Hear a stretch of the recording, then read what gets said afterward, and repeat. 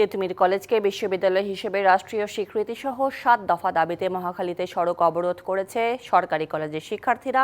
সেখান থেকে বিস্তারিত জানাতে আমাদের সাথে যুক্ত হচ্ছেন সহকর্মী নূপুর মাহমুদ।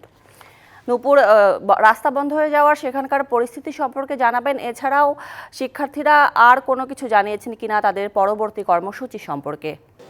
সুরভি, দেখুন এখন ঘড়ির কাঁটায় ঠিক 9টা 8 বাজে।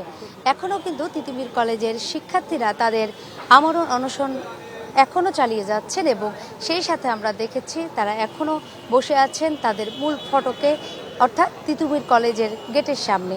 আমরা এখানে এসে দেখছি যে তারা শান্তিপূর্ণভাবেই কিন্তু সকাল থেকে তাদের আন্দোলন চালিয়ে যাচ্ছিল। সেই সাথে 11টার পর থেকে তারা যেহেতু এখানে বসেছেন, চারিদিকের যে রাস্তাগুলো ছিল সেগুলো কিন্তু টোটালি বন্ধ করে দেওয়া হয়েছে, কোনোভাবেই যান চলাচল করতে পারছেন না। সেই সাথে আরেকটি বিষয় আপনাকে জানিয়ে রাখি, ইতিমধ্যে কিন্তু এখানে পরিস্থিতি সামাল দেওয়ার জন্য আইন শৃঙ্খলা রক্ষাকারী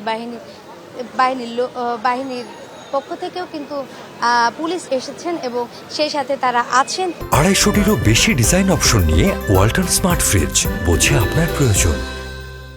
আমরা দেখতে পাচ্ছি যে শিক্ষার্থীরা তারা কিন্তু একেবারে গেটের সামনে শুয়ে পড়েছেন। একদল শিক্ষার্থী তারা কিন্তু র্যালি করছেন এবং বিভিন্ন ফটকগুলো কিন্তু ঘুরছেন। সেই সাথে আমরা যে ভোগান্তির বিষয়টি বলছিলেন আপনি, আমরা কিন্তু সকাল থেকে যেহেতু এখানেই আছি, আমরা দেখেছি যে তারা ভোগান্তি হলেও যে বিষয়টি লক্ষণীয় ছিল সেটি কিন্তু যখন কোনো ধরনের অ্যাম্বুলেন্স বা কোনো ধরনের জরুরি কোনো গাড়ি যাচ্ছিল তখন কিন্তু শিক্ষার্থীরা নিজ দায়িত্বে তাদেরকে তাদের রাস্তা ঠিক করে দিয়ে বা রাস্তা দিয়ে তাদেরকে পৌঁছে দেওয়ার চেষ্টা করেছেন।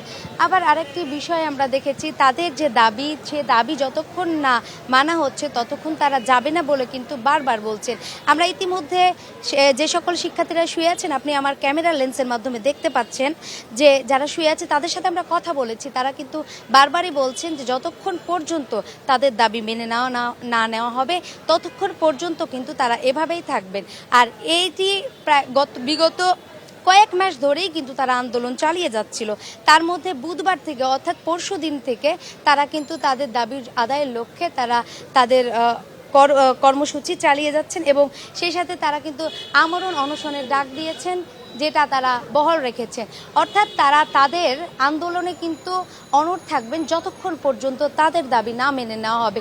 সুরভি, এখন পর্যন্ত তিতুমির কলেজের সামনে থেকে আমার কাছে এখন পর্যন্ত এটুকুই ছিল শেষ খবর।